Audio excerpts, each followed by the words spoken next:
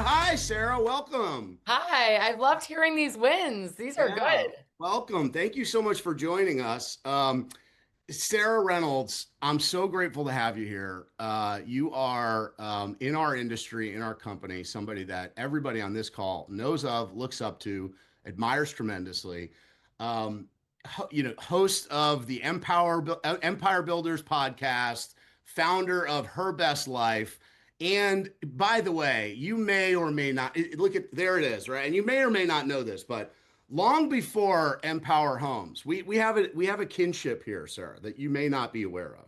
Oh, Long before the rebrand, long before, we had a mission statement on this team that said, "We empower people, the people we serve and those we serve with," which mm. has always been the foundation of how we wake up every day and go and serve our community. So when you got that brand, I was like, good for her, taking it to the next level, which is amazing. So I'm grateful to have you here. I started doing this call about 5 or 6 years ago. Every Friday, we have a guest come on the call, and they from all walks of life. Very recently, we had a bronze medalist in the Olympics, swimmer. We have financial advisors, health counselors, people that come here to help move the needle on whatever it is that we're working on in our life.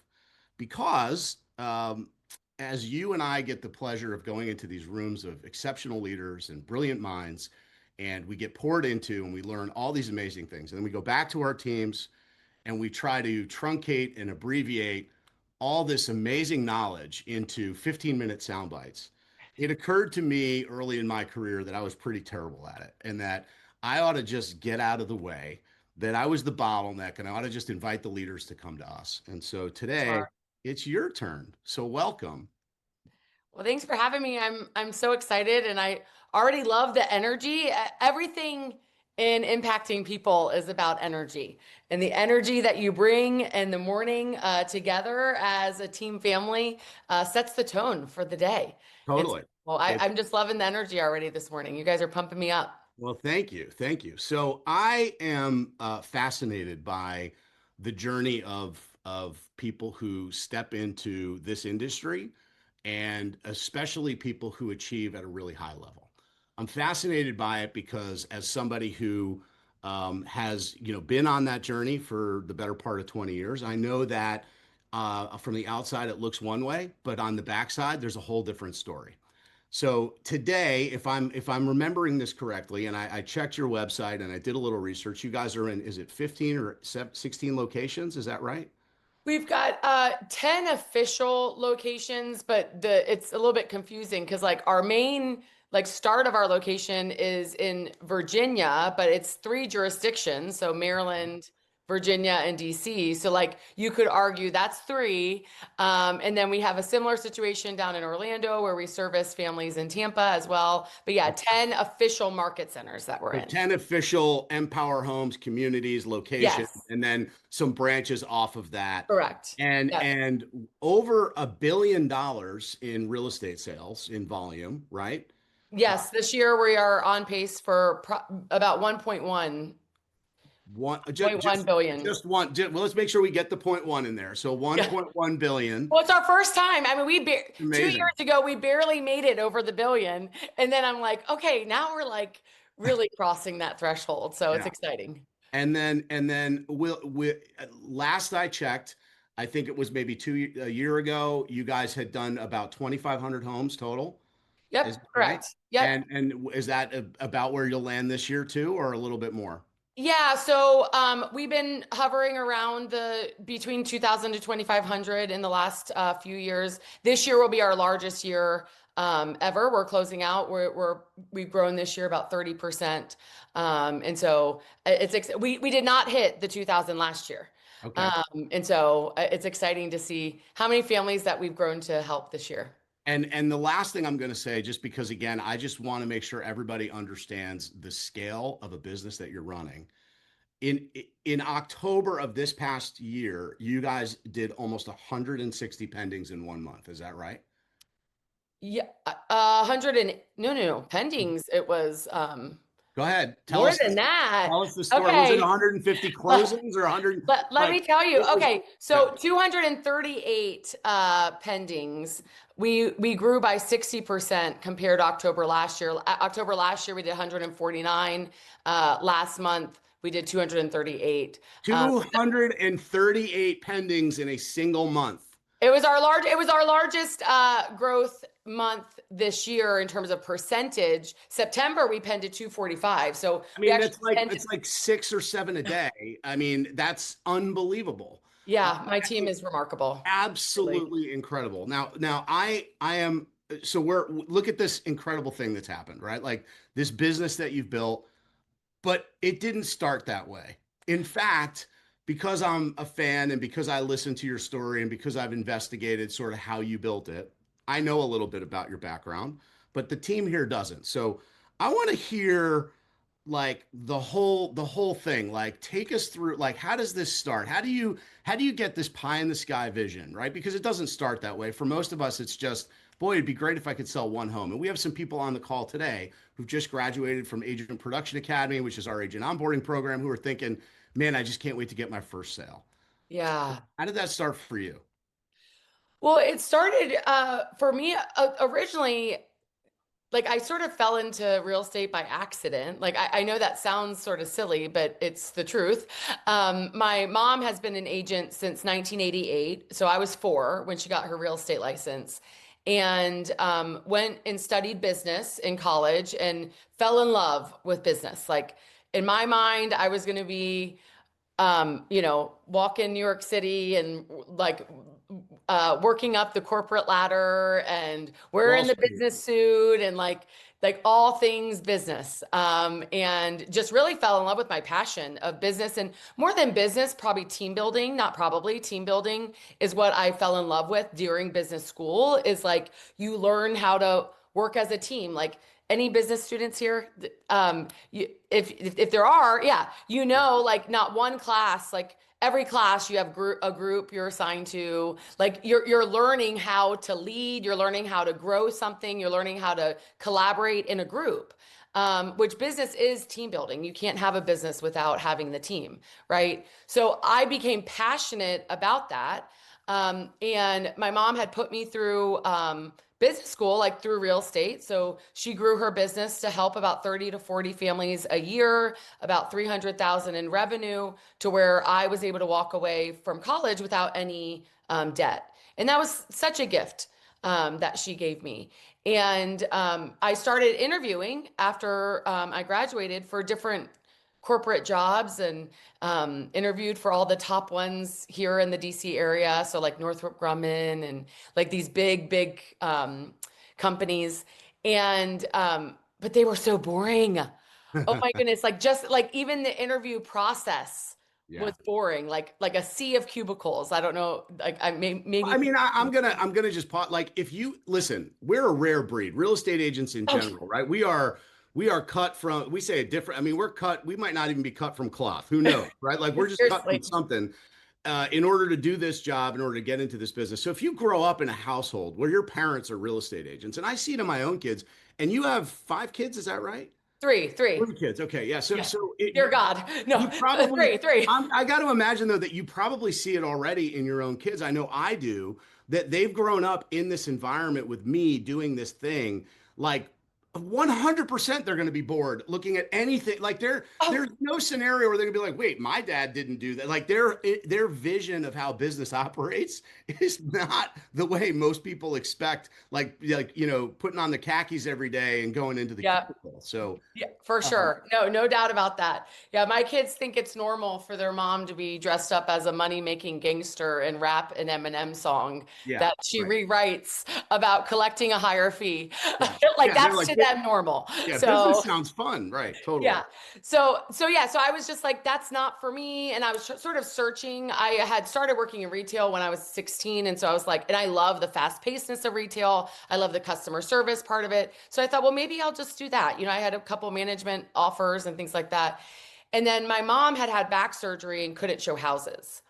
And her being a realtor is what funded me going to college. And And you by know, the I way, was, like just what you said about your mom, like she did 300,000 in GCI. Like that's an exceptional life for most yes, people yes. anywhere, even today. And that's how many years ago? Yeah, that was 2006. Yeah, I mean Yeah. that if most people make 300 grand a year are, I mean that is like they think they're getting in private jets and limos to go to, to go to dinner. Like Yeah, that's a lot of money. So it's a lot of money. so you had this image, this vision, mom hurts her back and you say, "Okay, I'll show some homes." Yeah, so like I nothing was really not working out, but I didn't have a piece about any of the options. Yeah. And but I did have a piece about like giving back to my mom who worked so hard to make sure that I had this college degree that I loved. And I was like, well, I can show houses, like I can get my real estate license. And I actually called her and I said, okay, I'm joining you. And I'm going to help you and temporarily. So that was the idea. Yeah. Okay. It was going to be a temporary thing. I was going to help for a couple years and then go get a real, job. Real job. Yes. Exactly. Yeah. Yeah. I'm still waiting to get a real job too. So, Yes. Yeah. yeah. Yeah. So, got my real estate license. She was telling the team yesterday, how crazy it was in her mind. The Great Recession had just started when I got my real estate license. And anyone here have their license during the Great Recession? So like it had just started. None of us knew that. Like obviously now it's labeled as that, but none of us at the time knew that that's what we were about to go through. And I had this ability to create this high sense of urgency with buyers. And I mean, my first 6 months with the same split my agents have with me today, I made 100 grand because I was splitting with my mom. I was her buyer's agent. And that's pretty remarkable in 6 months in that market to do. $100,000 in 2006 Yes. during the Great Recession in 6 months. That's Yeah. pretty remarkable. I Yeah. mean, it's remarkable in any market. And I didn't know it was remarkable. Like to be clear, like I just like I put in the work. Like I showed up the first day at 8 in the morning with I wore a suit because I thought, I'm only 21 years old and I probably should look a little bit older. And I just put in the work and I called my mom. I said, "Where are you?" And she says, "What do you mean?" I'm like, "Well, I'm in the office. Like I'm ready to go." And she's like, "Oh, I'll get there soon." And I'm like, she's just living like a normal, like high producing agent life of like, She's a real estate agent, right? yeah, yeah. And I was like ready to work. And so I just put my head down. She gave me a stack of old leads, like literally this stack, like a ream of paper of old leads. And I just one by one made calls and got some buyers out looking at houses and started serving them and just just stop right there because what you just said is in my opinion the thing where and Jeremy Pratt and I were just talking about this last night over text. It is the thing that I think stops most people right in their tracks, which is that the number this is a relatively easy business. Fundamentally, it's pretty simple. You have to figure out how to get people to agree to meet with you. yep, You have to crush it when they say, yes, I'll meet with you. So you have to manage the process of how you deliver your value proposition exceptionally well. That's the second thing. And the third thing is you have to fulfill on whatever promises you made during that meeting. That's it. yep, That's it. Those are the three things that you have to do exceptionally well. Now, there's all kinds of nuance into how you do it and what you do and one team versus another and how they do it. But the very first thing that I think stops every agent in their tracks from having a wildly, wildly successful business is they won't go for the appointment. And so you got a stack of old leads, not the Glengarry leads, by the way, the old yep, leads, the crusty yellow paper old leads, and you just started calling. yep, What makes that possible? That's the unique difference, right? Because I bet you that I could go get a stack of old leads. In fact, I have them. We have 60,000 leads sitting in a database right now that every agent on this team could go access and go find buyers to go put in homes. And yet, what do you think made it different for you, Sarah? Because you had already made some money. You've made some money. You're successful. You've got a degree. Why was that so obvious to you? that's a That's a really good question. I've never actually been asked that. I that's why was that so obvious? Well, I just didn't know any better, like or different. Like, well, okay, we've got I knew I needed to make money. Like it's a commission only job, Right. right? So like, and I knew that like staring at these leads or doing nothing with them would obviously lead to me not making money and not Right. serving anybody. I had nothing else to do. Like, so what, Okay. like, so to me, like I tell my agents all the time, guys, if you're not out meeting with a client, you better be on the phone. Like There's if you have nothing else. nothing else to do, Right. like Right. that's what that means. As an agent, those are your options, right? You're Right. either face to face with clients, showing homes, right? Going on a listing appointment, getting a price adjustment, calling a client that you've already made promises to, right? Or if you don't have enough to call or to be out face to face with, you better start making some calls. Like it's Go like, find one. Yeah. Like yeah, go it's find either, one. yeah. Right. Right. Yeah. Okay. And all So, it takes is one, right. right? That whole stack, like all I needed was one buyer to agree to meet with me to then go show them homes and meet first, show them homes. But the thing is that to me, it was like the one thing that I think the way my brain works, which is why I loved when I came on, you were talking about like it only takes that next call. Like what's the next call? To do one more call, one more call. And I relate it to running. So I have a pretty intense like health story. Through building this massive business, I also grew to where I was 120 pounds overweight and really, really struggled with making my health a priority. I mean, the business was first. I mean, in reality, the business was first, my family was second, and then Sarah, my health was last. And that's how 15 years of my career, that's the way I operated. Well, I looked up one day and Gary Keller looked at the room, and in that moment, I thought he was talking to just me. Like in my mind, because that's how it felt. Like it was just me and Gary Keller in the room. And he said, "You can't win if you're dead." And I interchange win with impact. You can't make an impact if you're dead. And that day, like my life changed. Hearing that, my life changed. And I now run an Army 10 miler every single year. I raise money for the Fisher House Foundation. It's a big part of my health journey. It's a big part of who I am. I don't love running. I love the benefits of it in terms of raising money for an amazing cause. But what I learned from running is that when I think about having to run 10 miles, like, doesn't that sound overwhelming? Okay, guys, let's go run 10 miles.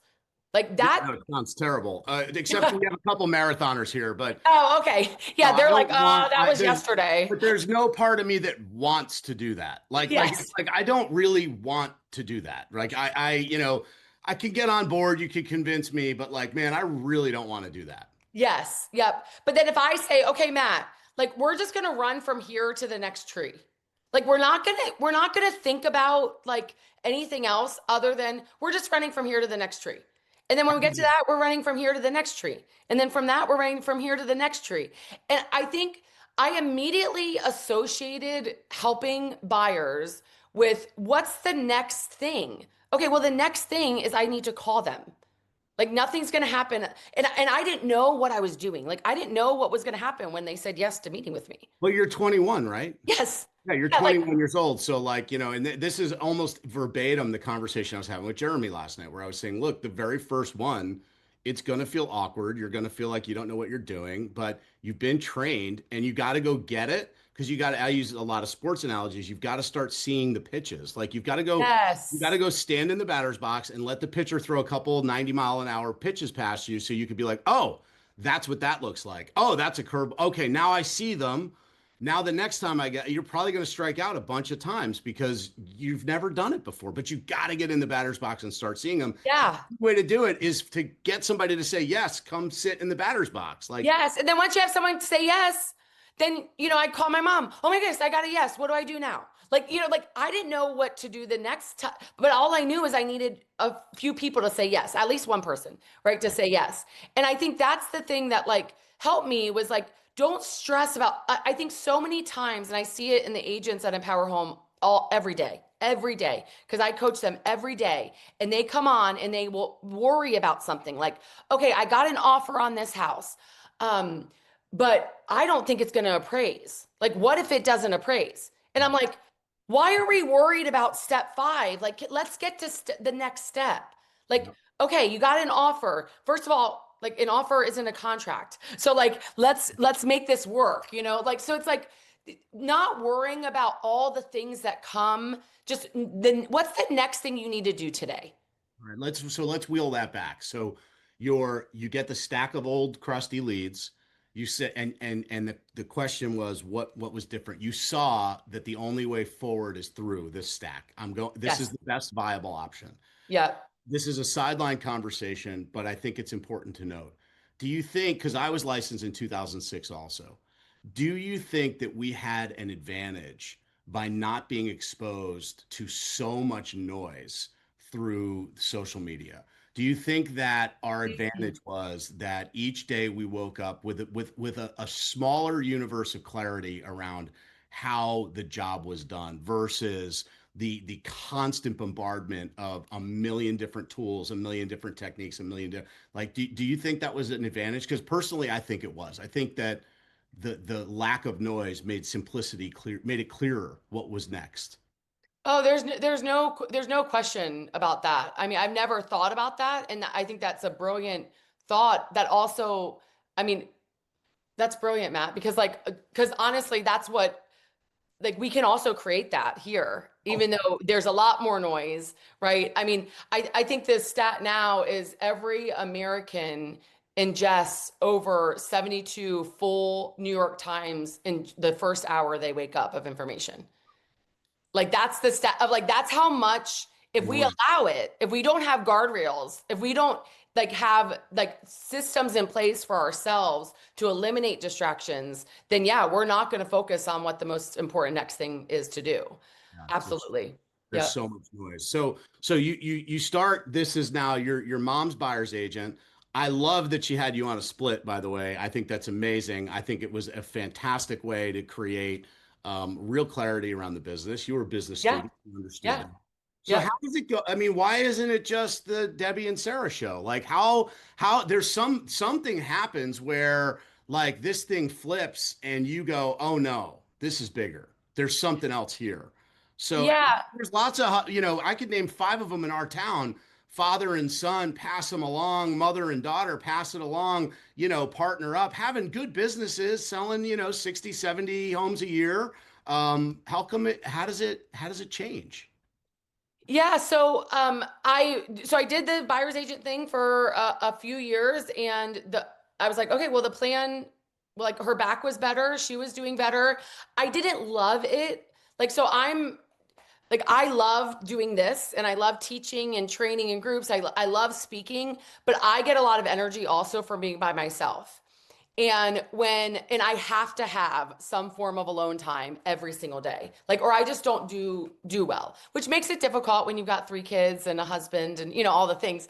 But it's something I've always needed. And when you are a very high producing buyer's agent, you're really not by yourself a lot. Because I was taught you put them in your car. Like, so I was like on constantly. I was doing, 2 open houses a weekend. I mean, I was like hustling, and I was always surrounded with people, and I was just drained. I sat her down and I said, like, I think it's time for me to go back into, like, to business, like, and you're doing better. Like, I felt like I did my job, like, of what I was there to do, and I felt like I did a good job, and I could hold my head high, and it was time to like do the next thing. And she sat me down and she said, like, you could do that. And like, I think we could build something pretty amazing together. And she showed me a vision that she had. So a lot of people know my name, and I'm the one that's like on the stages and things like that. But my mom is the true visionary. She's my partner still to this day, 50-50 partner. Like, she is the true entrepreneur visionary of Empower Home. In 1998, before Gary even ever had the word expansion out of his mouth, my mom wrote a vision of a business, a real estate team that would serve buyers and sellers in outside, like, other metro areas. in 1998. And so she showed that to me. She shared that with me. And she said, I think we could build something pretty amazing here, but you would have to lead it.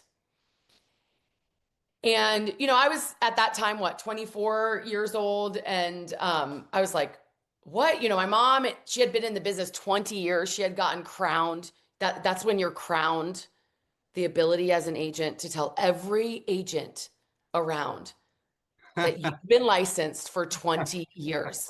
Okay. Once you hit 20, Like it's how you start oh my God. every You're conversation. absolutely right. What you said. Just so you know, I've been doing this for 20 years. Yeah. Yes. Literally, Yeah. we've all met that agent. Yeah. I love Yes. it. Yes. Okay. So she was crowned that, she had that. And, I was like, what do you mean? And she goes, I'm not the day-to-day business leader. I'm not made to lead day-to-day. You are. God made you that way. Like, why don't we start building a team? And oh, by the way, you're made to be a listing agent. Like I've been telling you for over a year, you need to take listings. Like you've got to do it. And so I was like, okay, let's do this. The first thing I did was I So read this is really interesting to me because you said you're 24 at the Yep. time. Yep. I am certain that at 24, I did not have the maturity or the insight or the wisdom to appreciate that I could do something huge like that. Like there's something unique about, and maybe it was just the family dynamic, or maybe it was, the way that you were cultivated into the business. But that is pretty special to be able to, at 24, listen to your mom, first of all, because I have a 19-year-old and I can't imagine a day when he listens to me.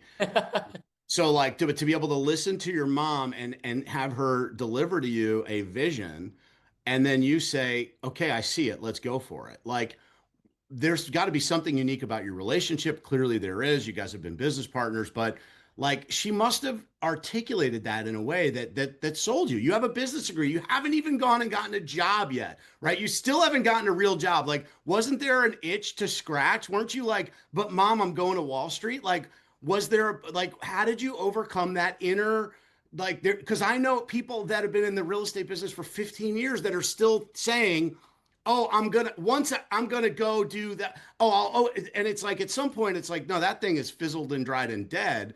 But how did you get past that? Yeah, that's such a good question. I think for me, it was like ultimately when I thought of Wall Street or when I thought of a real job, in my mind, it all came around leading people, like surrounding myself with people, leading a team. When I was studying business, my favorite class was called corporate finance. Okay. It's the complete opposite of accounting. It's big picture finance, like how to look at like big picture finances and make decisions based on big picture financials of a business. And I almost switched my specialty from management to finance because I loved that class. Why I didn't, which was like, it felt like I was making the decision of a lifetime at the time, but why I didn't was because 30 days I prayed about it. And what I realized was, oh my goodness, like the only thing that can solve a numbers problem is a human. Hmm, that's smart. Like that's the only thing that can solve a numbers problems can't solve themselves. Like if you have a numbers problem in your business right now, you are the solution. Hmm. You as the human, the people, the team around you is the solution. That's who can change numbers. So I said, well, why would I specialize in finance when I really need to specialize in how to lead people better, how to manage them better, how to build a team. And so like when she explained to me, like we could build a team, we could have like different departments and like different people doing different roles. Like that spoke to me because it reminded me of that moment of making that decision. And I was like, okay, like so in essence, I could build my own corporate ladder, like, right? Right. And that's why I like, and God has gifted her, my mom. Okay, so her number one strength is called activator.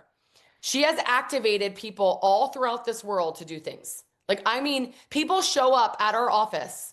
Like, we had a guy show up the other week at our office and was like, I got my mortgage license because your mom came in to deposit a check 15 years ago. and told me that I should get my mortgage license. And I did it. And I've been looking for her ever since. And I just drove by your truck with her face on it. In that, like I talk to people all the time that like talk to my mom. She activated them to do something.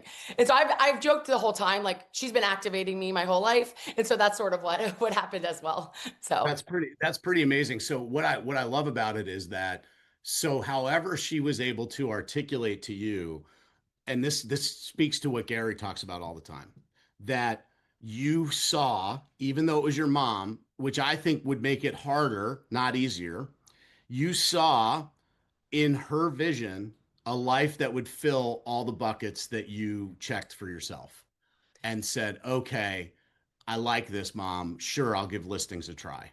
yes. Okay. Yep. All right. And So that's ultimately I have my team huddle at 9:15, but they're gonna they got it. So I can keep going if you guys yeah, have no, for sure. Well, uh, take whatever time you got, but we will not take advantage of it. So if you got to no. go, just let us know. No, they got it.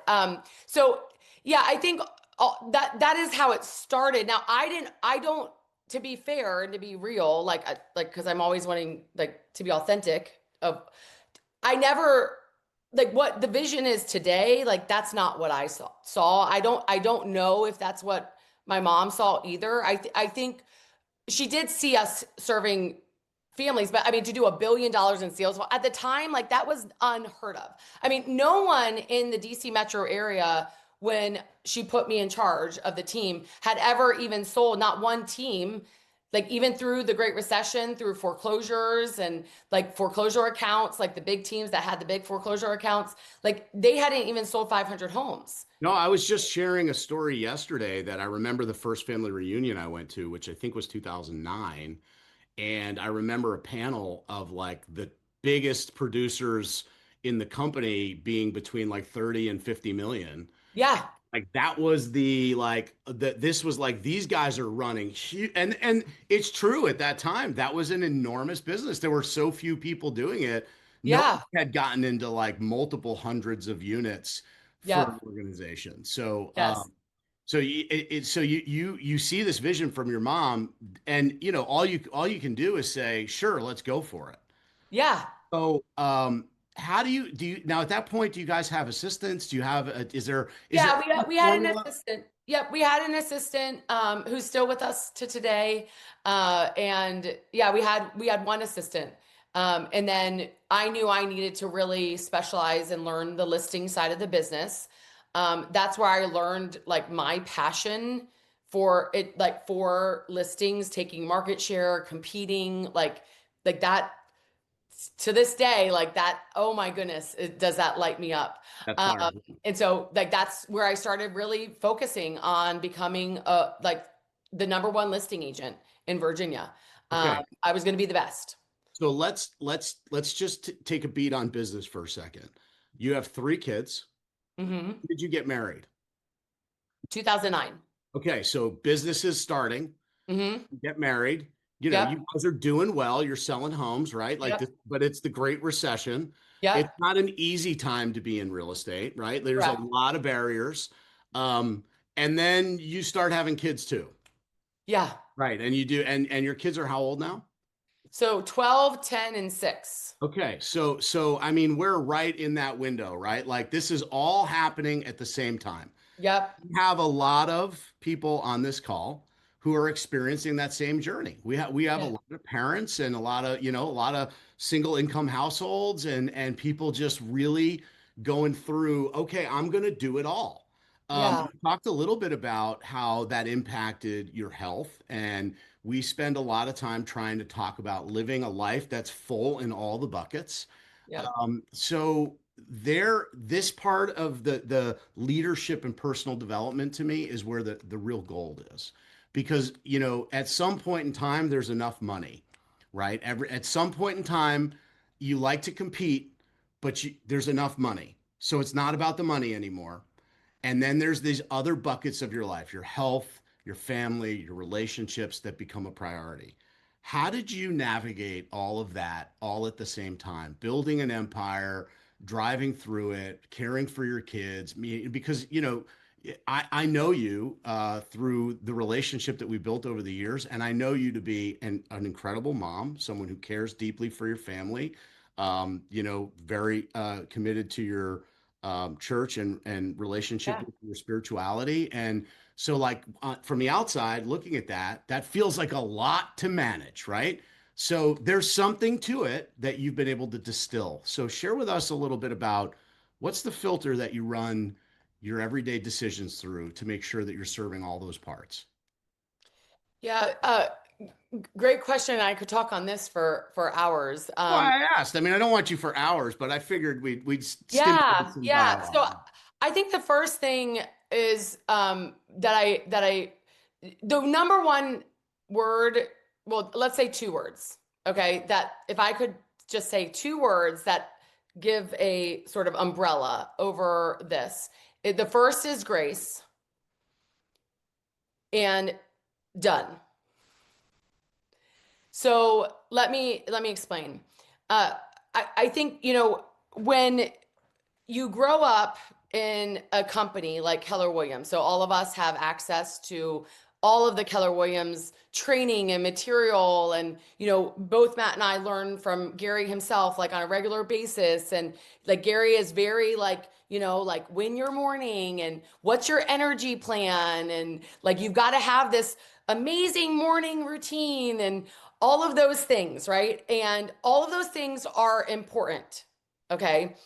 And when you're a mom and you just had a baby, and not only did you just have a baby, you're also responsible for feeding the baby, which is a part-time to full-time job. Just feeding them is a part-time to full-time job.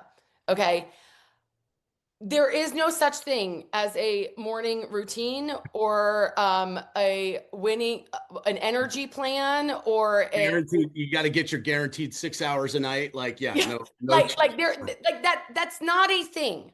Like I'll never forget being in Gary's room, and he was talking about the morning plan and your energy plan and all of these things and all this stuff that he tells us to do in the mornings, and I had to go to the bathroom because I always drink my water, and I ran out to go to the bathroom, and there was this other woman, like girl, that was walking towards me, and the minute she saw me, she just started to cry. And we're in the hallway at KWI, and I was like, what's wrong? And I didn't even know her. And she goes, I know you have kids. I said, yeah. And she goes, I can't relate to anything that's being said in there right now. Like I can't do any of that. I have a newborn at home. Like I'm pumping right now in the bathroom. I'm like, I can't, like, this is not relatable to me. Like, what do I do? And I said, Grace, you're in like grace for yourself first and foremost. And the key to being a young parent in this business is it doesn't matter when it gets done. It just matters that it gets done. And I'm going to say that again. It doesn't matter when it gets done. It matters that it gets done. Mm-hmm. And so I learned, like, my lead generation a lot of times was at 8 o'clock at night when my husband could take the babies, and I would be messaging on social media. I would be doing as many calls as I could do between 8 to 9, like calling between 8 to 9. And then I would be messaging people on social media and texting like that for seasons of my career. That is when I could do it. Or nap times. Like that's when I could also lead generate. Like, so like, a lot of times we have this book idea, right? And I'm a models girl. Like the very first thing I did when my mom put me in charge was I read The Millionaire Real Estate Agent once a month. Okay. That's the very first thing I did. Okay. I love models. I love systems. I love following things that work. And depending on the phase of life that you're in, you need to use the models as a guide for that phase. And don't compare yourself to someone's life that is far different than yours. Yeah. Because I would see these guys on stage, and there is nothing like I love the men at Keller Williams, and I love they're my friends, like Matt's my friend. I learned so much from one another. And at times when guys on stage that have the stay-at-home wife, are talking about how they're out the door at 7 in the morning and they like I'm sorry, but like Sarah Reynolds, like that won't be my life. Like, Mhm.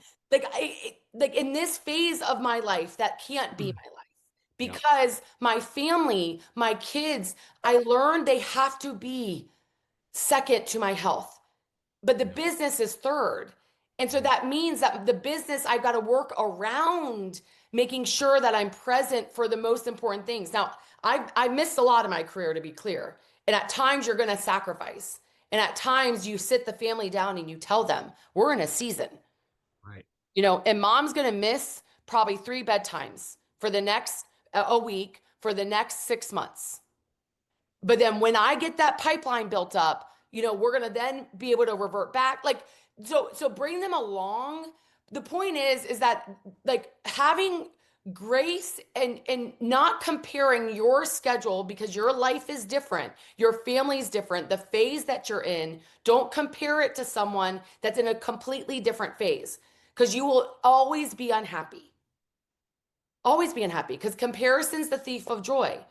And when you're comparing things that you don't know about compared to what you live, right? You still need to get it done. To be clear, I always got my lead generation done. Always. Like Mhm. that was a non-negotiable. It's still today a non-negotiable for me. Okay. Like that was a non-negotiable. But did I do it when the book says to do it? When I was nursing and having and not sleeping half the night? Like, no, I didn't. I got it done at different times though. And so like that's if I could say anything to the young parents on here, that's what I would say. Um, the other thing that I learned around this topic is like vacation and the time off get scheduled first. And then you figure out how can I meet my work commitments around those things. It's not like an or. Like a lot of people talk about like you either have got to be a present mom, a present wife, or like you run an empire. Like it's like an or. No. Okay, it's an and it's a prioritization, right? So priority one is you've got to get your workouts in. Okay, that's where all your energy comes from. Okay, you will be a better agent if every day you move your body. It's the opposite of selfish. Moving your body is the number one thing you can do for your business. Okay, move your body. Okay, then the next thing that gets calendared is all the important family things. So my daughter plays club travel volleyball. I'm not missing. I'm not Mhm. going to miss. Okay, that's going on the calendar. Okay, all of her tournaments are going on the calendar. Okay, then the next thing is all of the most important things for work, right? And following the priority of that, lead generation first. Okay, so based on the volleyball schedule, where does my lead generation need to go? And so, like, scheduling and time blocking the most important things, but around the phase of life that you're in is how to do it and This not is this is comparing a such a different phase. it's so powerful. A couple of things I heard I want to summarize because I want to give you a minute to breathe because this is really good stuff. Okay, so first of all, you use the word grace. In our family, my wife is a sometimes vegan. So what's funny about that is that there are moments where she's a sometimes vegan, where she's like absolutely hardcore about it until she's not. And the kids like to give her shit about it. They like to say like, Mom, that has butter, and so we have a saying that we say, guidelines, not rules, kids, guidelines, not rules, right? That there's a way to live your life according to guidelines, not rules, because rules feel limiting and difficult. And again, when you feel like you've broken a rule or gone over the line or past something that you were told you're supposed to do, we all automatically start to feel bad. I Yeah. did something wrong. And particularly around a health journey, there's this experience of like, well, that's good food. This is bad food. That's allowed. That's not allowed. And none of that is actually real. That's an Yes. impossible standard to live up to.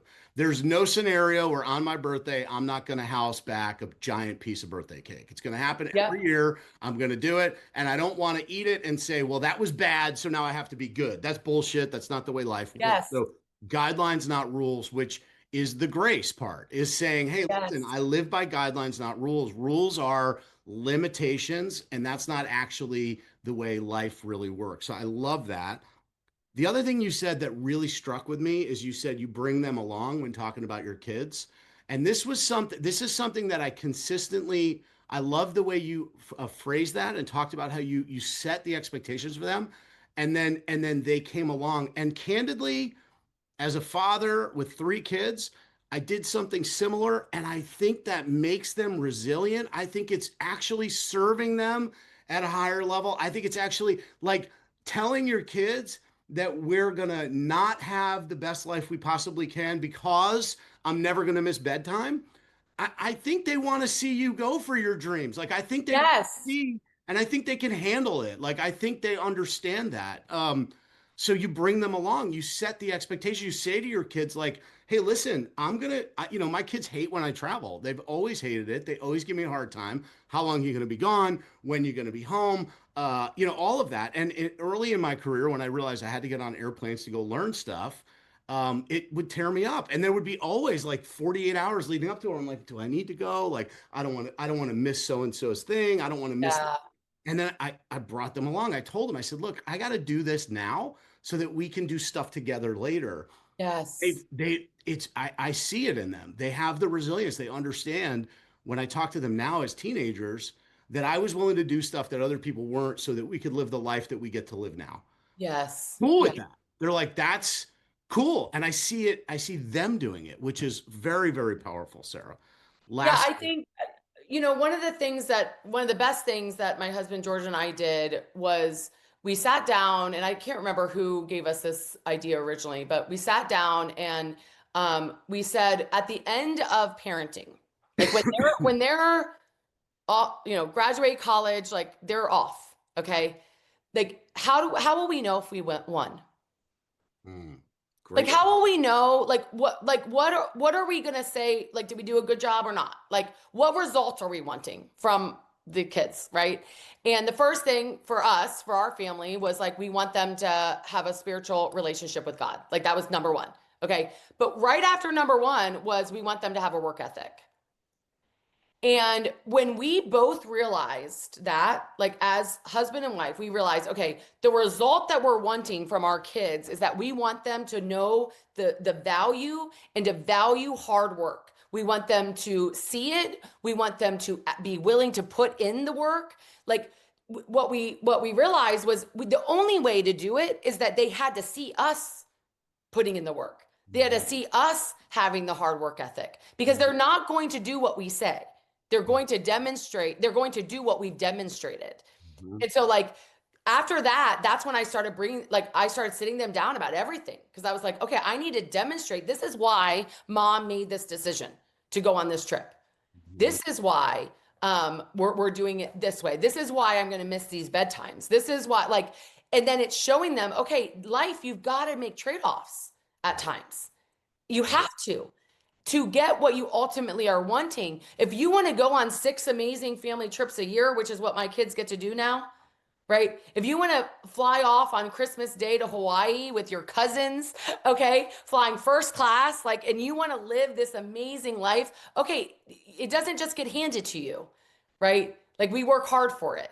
And so showing them that, I think, and demonstrating that is so powerful. And I think that, I think both Matt and I have learned a lot of that from Gary and just being in that room. But again, we had to step away from our families to even learn that. And now look at the ripple effect that's happening. There was always sacrifice involved. It was definitely, and we talk about like a lot of people say like, oh, I want to get in the room. And you go, sometimes getting in the, you're rarely invited in. You actually have to like knock on doors until somebody lets you into one room. And then Yeah. you figure out if that's the room. And then you got to knock on some more doors. And sometimes you got to kick the doors in and say, I think I belong here. Like it's Yeah. sort of how that process works. That work ethic component it sounds an awful lot like empowerment to me. So we'll end it on that note, Sarah. If I can't thank you enough. Before we wrap up here, there may be some questions or maybe some comments, and I don't want to take up too much of your time. So if you have to go, just call it and hit the road. But if there's anybody that's got a comment or a question, maybe throw up your hand. Maybe Sarah's got time for one. Um, Anybody out there, what did we learn today? What did we hear? I know there's a lot of value today delivered. where's my share? There we go. I've got Aaron, 10 minutes. So and then I've got a for real hard stop. no problem. You just disappear when you're ready. That's fine. Aaron. Just vaporize. So, Aaron, what are you thinking? Well, I mean, I can't thank you enough for this last part of this meeting because I personally also have three kids. My youngest is 6, my oldest is 12. And Matt and I regularly have this conversation that I think the hardest part when you're raising kids and you're ambitious is that you're never really actually able to do what you know you're capable of because you also have to like the trade-off not only comes from your family to work, but it also comes from your work to family. And so you have to be able to do that in both directions and also be okay with that. And that's a hard thing for me because, um, like it just is. I'm sure you can relate to that. So the two words that you said, grace and done, like I wrote them down instantly. And I think it's an important message for everyone around like, yeah, you're not always going to be able to have a day that looks like you want it to, but did you do the most important thing today?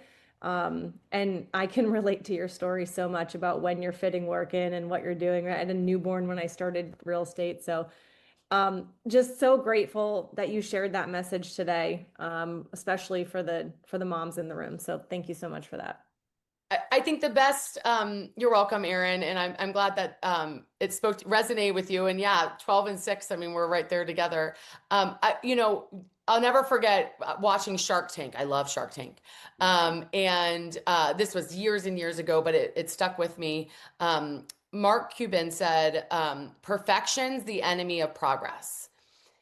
And when he said that, like my mouth, like hit the floor because I'm like, when Gary has like quote, like he's written a couple things for me in the past and had to quote like who Sarah Reynolds is.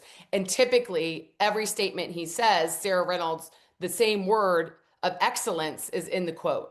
Like basically like she exudes excellence in her business and her life. And when you are a person of excellence, like I am, like you're a recovering perfectionist. Okay. That's me. Okay. I want things perfect. Okay. Daily. I mean, daily. I think at least once, many times, multiple times, Sarah, perfection's the enemy of progress. Perfection's the enemy of progress. This is going to be messy. Being a mom and being a realtor is messy. Okay. Being a dad and being a realtor is messy because a lot of times our families, right? Like thankfully not my husband, but the majority of my agent spouses, right? They're like, well, my spouse doesn't have the real job. He's a realtor, So then that means like, you got to do all the pickup. You got to do the doctor's appointments. You got to because you don't have the real job. Right. And so like, it's messy. Right. But saying to yourself, perfection's the enemy of progress. And did I make progress today? Like if I made progress today, that's winning. Was it perfect? No, it wasn't. I was late to pick up because the buyer was late showing houses. And I was like, but did I make progress? Yes. Okay. Judge yourself by progress, not perfection, and watch your life start growing. And so I love that, Aaron. Thanks for sharing that with me. Any other questions? Very, very, very powerful. Yeah, they got picked up. They weren't forgotten. Like yeah, they did right. They didn't spend the night in the school parking lot. Exactly. Yeah. I can't thank you enough. This has been an amazing morning. You did and fulfilled on impact and moving the needle for a lot of people today. So I have to ask before we wrap up, how can we help you? What can we do for you? What can we do for Empower Homes? Is there a social media initiative? Is there a place where we can show up and drop a 5-star review? Is there like, what can these 35 people do today to help you and return the favor? Okay, well, I know realtors and we do not like rules and we definitely don't like being put in boxes. So I'll give you a few options, okay, of how you can help return it. Okay. Let's throw it in the chat here. So. Okay, the first is we are doing, so our main market that we started in is in the DC metro area. And as many of you know, our government was shut down for the longest period in history. So we just got through it 2 nights ago, but it was the longest time period. So all of our federal employees have not received a paycheck for now about three like a month and a half. And most families cannot live without paychecks. Now, I know we're agents, so we're sort of used to this concept, okay, but the rest of the world is not. And they're not made for that. They didn't sign up for it, right? And so our team is doing a Feed the Feds initiative next week where we are putting together Thanksgiving baskets for our federal workers and active duty military. And we're doing all the grocery shopping and the heavy lifting, and Debbie and I are writing the check ultimately, but we are taking donations. So if you have funds to give towards a Thanksgiving basket, it costs about like $75 to $100 per one. Like we would love for any donations, and every dollar counts. But like that's our current initiative right now, is we got to spread the word. If you have friends in the DC metro area that are federal workers or active duty military, tell them to come pick up. And there's no shame in it. It's a way for us to give back to the community. You know, I know on the news, federal workers aren't talked about in the best way, but being an agent that has served thousands of them, they're remarkable humans. Where do we go to make a donation? So go to EmpowerHomeGives.com. And we did set up through our church a way to give to where it's a tax write-off. So but you can go to EmpowerHomeGives.com to get more information on that. The second way that you can give, like let's say you just are getting started and you have like $0, and I know that. Okay. The second way to give is we serve buyers and sellers in 10 locations. So we're in Virginia, Maryland, DC, Richmond, Virginia, Hampton Roads, Charlotte, North Carolina, Raleigh, North Carolina, Atlanta, Georgia, Orlando, Florida, Dallas, Texas. I'm now counting more than 10. Houston, Texas, and Colorado. So the Front Range of Colorado. If you ever know someone that's looking to buy or sell a home, we would love the referrals to be thought of. We would love the opportunity to earn the business. And so we have 10 locations, and our agents are trained by me, coached by me. They are remarkable realtors, and we will take amazing care of them. And whenever we get a referral from another KW agent, not only do you get the referral fee, we actually give to KW Cares a donation in your name. As a thank you for that. So referrals go a long way. Yes, Hampton Roads. We love Hampton Roads. That's my favorite location to visit because I love Virginia Beach. And so yes. And then let's see. Then the third thing is, like, if you learned something today, tag me on social media. My name on social media is Sarah Reynolds Oji. It's my married name, OJI. That's my Instagram handle. That's also Facebook. I do all public posts. I'm limited on friends. But if you learned something, had an aha, if this spoke to you, tag me, share it. Because ultimately my goal and why I came on here is to impact you guys. And through impact, you can go impact someone else. My life quote is, if I can see further, it's because I'm standing on the shoulders of giants. And I've had a lot of giants that have allowed for me to stand on their shoulders. And today my goal was to be a giant for you guys, for you to stand on my shoulders, for you to see further, for you to make a bigger impact. And so if I did that, it would help me to know. And so you did it, Sarah. Thank you so much for coming. Thank you for giving of your time. This was incredibly gracious. I have gone and put all of the comments in the chat. Guys, let's make sure that we show Sarah a bunch of love and support her initiatives for delivering so much value to us today. This has been amazing. Can't wait to see you again, my friend. Thank you for coming. If there's ever anything that I can do for you, please don't hesitate to reach out and ask. I'm always willing to share. So thank you. Thanks for coming. Of course. Bye, guys. Go make an impact. Go make a difference today. Thank you.